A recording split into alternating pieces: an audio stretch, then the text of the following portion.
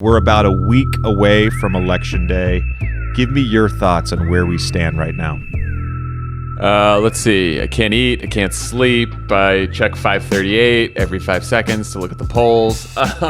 No, it's where we are is Joe Biden has a modest lead, but after 2016, who the hell knows what might happen? Everything's really close. So this is the week where every single person who's going to vote should make a plan to vote, get your ballots back, mail your ballots back, drop your ballots off in person if you can. But yeah, we just need to get every single vote in now. And if we do, we'll win. So Jon, Jon is obviously the founder of Crooked Media, who I'm sure I think a lot of our listeners are aware of. One of the organizations that you guys have started this year is called Vote Save America, which JJ and I have sort of helped push some of the graphics and information from the site and everything like that. Can you explain a little bit to our audience what Vote Save America is? Because I feel like it's a little bit of a one-stop shop for all things for people looking to get engaged, pre-November 3rd. Yeah, it's a one-stop shop for voting, for getting out the vote, for volunteering. So basically, you go to Vote Save America, you can find everything you need to know about what's on your ballot. You get an exact replica of what your ballot looks like, so you can, when you're filling it out, either in the voting booth or ahead of time, you can know what all the ballot measures mean, what all the races are. So we give you information about that. You have deadlines on registration, on voting, figuring out exactly how to drop off your ballot, how to fill it out, all kinds of help with that.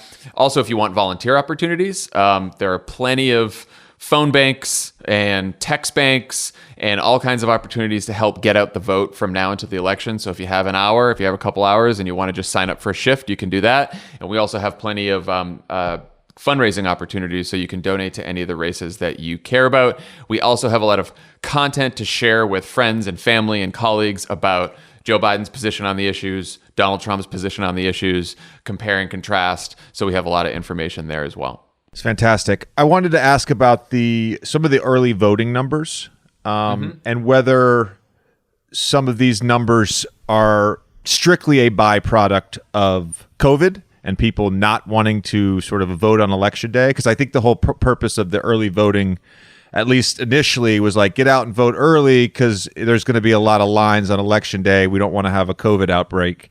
And now these early voting lines are just absolutely insane and tons of people are doing it. So I'm wondering if you're encouraged by the numbers or if it's just because of sort of that initial, push to get early voting done before Election Day. Yeah, it's a great question. I mean, I'm encouraged by the numbers because it's great to have turnout, right? Like when you bank votes early, then you just feel better.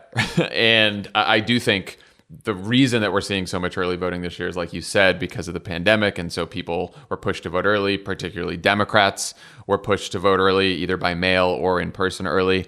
But it's just too hard to tell from early vote numbers how each party is doing. Like, for like even registration numbers, right? So you could see like Democrats are at 50% turnout and Republicans are at 40% and independents are at 30%. We don't know if all those Democrats are voting for Biden, if all those Republicans are voting for Trump, who the independents are voting for. So it's very hard to tell from the early voting numbers who's ahead or who's not. What early voting numbers are useful for is for campaigns who can look at the numbers and decide like, all right, we know this many of our voters have turned out, but we still have this many voters left. So now we got to go target them and make sure that they return their ballot or fill it out or have a plan to vote. So it can be helpful for campaigns, but for the rest of us, it's basically just encouraging that a lot of people are turning out early, but it's hard to tell what it means for the race. Jon, one specific thing I've talked about with you, and I've also talked about with JJ, and I've talked about a bunch individually, is Pennsylvania, which is obviously always a swing state. It seems like it's an especially important swing state this year. It's pretty close. Their early voting is different than other places. I think it starts later. It's just there's all kinds of lawsuits going on about how late after Election Day they're going to count the postmark ballots and everything like that. Can you explain the naked ballot sort of situation to our audience? We have a big Pennsylvania audience that listens to the show, and this is a thing. Yeah. JJ and I have sort of highlighted in on, and we've talked to Ben Simmons and Philly and some of the other Philly guys about this as well, is it's very specific to Pennsylvania, the rules with the naked ballot. So can you explain that? Yeah, so this is incredibly important in Pennsylvania. When you get your ballot in Pennsylvania, there will be an inner envelope and an outer envelope. And the only way that your ballot counts is if you put it in the inner envelope and then put it in the outer envelope. And it has to be in both envelopes for the ballot to count. And you also have to sign the ballot as well, sign the envelope as well. And so it's incredibly important, anyone who's voting by mail, to just read the instructions on the ballot. Everything is right there. But don't think you just know what you're doing because it seems like common sense. Like, actually read the instructions on your ballot, because it could be thrown out very easily and you don't want that. But if you follow the instructions, you should be good. And I also think the other important thing is, you might hear about a lot of like court cases going on in Pennsylvania about like deadlines for ballots. You don't have to worry about any of that if you drop off your ballot somewhere this week, right? If you have requested a mail-in ballot, find a location to drop off your ballot. You can go to votesafeamerica.com to find this, and you can say that your state's Pennsylvania, and we'll connect you to all the resources and locations of where you can drop off your ballot. But you can do that in person, so you don't have to worry about dropping it in the mail and hoping that it gets there within a certain time period. So that's very important. But yeah, no, Pennsylvania is what's known as the tipping point state, meaning that if Biden wins Pennsylvania, he's very likely to hit 270. If Trump wins Pennsylvania, he's very likely to hit 270 as well. Probably not quite as likely as Biden, but he's likely. So it doesn't get more important than Pennsylvania. You alluded to this earlier when we first started chatting, but can you just talk about the polls? Because I think there is a lot of promise with these polls, and you mentioned 538, and there was some issues in 2016 with 538's projections. But, can you just kind of give us an assessment of where we are this week and what ultimately would have to change for either candidate to make up some of this difference? So I'll start with sort of what went wrong in 2016 specifically, because it wasn't a random polling error. It was actually a pretty specific polling error. States with a large share of non-college educated white voters, particularly Pennsylvania, Michigan, Wisconsin, the three states that Trump won, that won him the election. Polls in those states did not weight by education, which means that if you don't make sure that in your poll, in the sample of people that you poll, you have a certain number of non-college educated whites and a certain number of college educated whites, you end up sampling too many college educated whites, meaning you end up sampling too many, in the case of 2016, Hillary Clinton voters. So those polls missed a bunch of Trump voters. And there wasn't enough high quality, good polling at the end of that race. So they also missed a slight shift to Trump from Hillary in the last couple weeks of that race. A lot of pollsters since then, not all of them, but a lot of them, have corrected and now weight by education. So they are trying to make sure that they capture a lot of those Trump voters that they missed in 2016. Now, is it perfect? Will it work? We don't know for sure. What we do know is that in 2018, the polls were actually much better and did sort of capture a lot of the Republican vote and were relatively accurate. Like polls in Pennsylvania, Wisconsin, Michigan in 2018, they were maybe more favorable to the Democrats by like a point compared to the actual results on average. But in general, they were pretty accurate. So the hope is that the averages you see now in those polls are closer to what the actual result is. But again, systematic polling errors happen. You just don't know. I will say that, Hillary Clinton this week back in 2016 was only up about 2-3 points in the national polls. Joe Biden currently has around a 9-point lead, and he has, 5 or 6 point lead in Pennsylvania, a little bit more in Wisconsin and Michigan. So the data all says that Biden is in a better situation than Clinton, but I think everyone who has 2016 on the mind is just not going to feel comfortable about those numbers until we see the results on election night, which is why every single person should go out there and vote and make sure that everyone in your life has a plan to vote as well. Yeah. John, it's no secret with JJ and I on this show that we're not fans of Trump.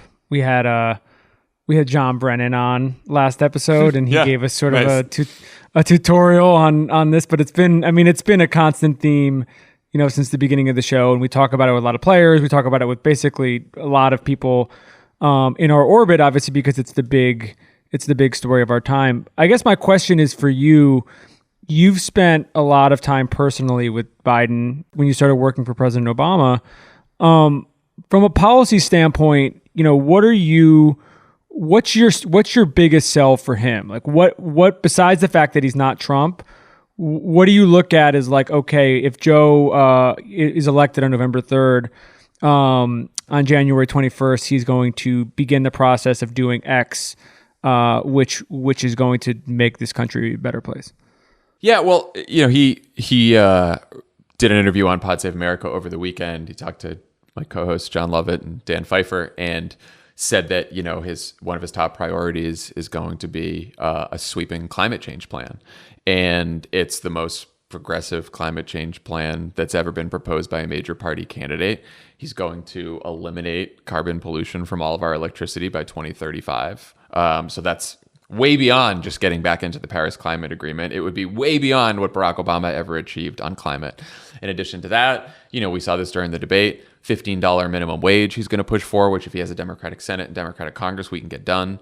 That would change so many people's lives in so many different places, having a $15 minimum wage. The fact that as opposed to 20 million people losing health insurance and losing protections for pre-existing conditions, not only were we protecting the health insurance for those 20 million people and protecting people who have pre-existing conditions, but his healthcare plan would expand healthcare coverage to another 25 million people, like 12 weeks of paid family leave, free pre-K for all 3 and 4-year-olds in the country. I mean, their criminal justice reform, reduce all criminal penalties for marijuana.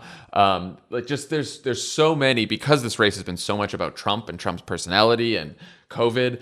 There hasn't been as much coverage of Joe Biden's plans and what he would do, but he has put forward the most progressive platform of any major party nominee in history on just about every issue, which is, probably surprising for Joe Biden, who's been a fairly, I wouldn't even call him moderate. I'd say he's been a fairly mainstream Democrat throughout his whole career. Wherever the center of the party is, not the country, but the party, that's where Joe Biden's been.